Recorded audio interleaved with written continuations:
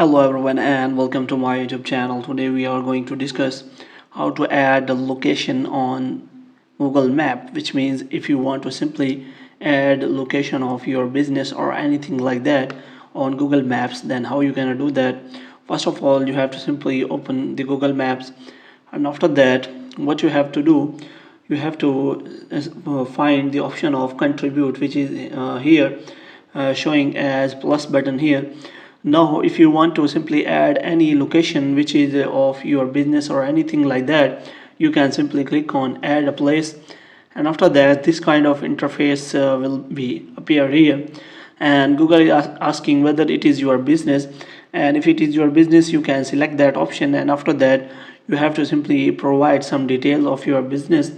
Now if you want to simply add location of some place which is not in Google Maps, you can simply add that place name, and after that you can select the category, which means it is hotel, residential, office and industrial or anything like that. Moreover, you can also provide here the address of that location, and you have to simply provide any nearby address so that Google can connect to that location. And after that you can simply edit map location, which means you can put that pin on that location, present location you are sharing that location, and you can also add a nearby location in Google Maps so that it will be very easy to connect to that place. And here you can simply add these things. After that you can add more details, which means how much time it is open. More, you can also provide contact number, it is available, or website, and also provide opening date. And after that you can also attach some photos if you want to.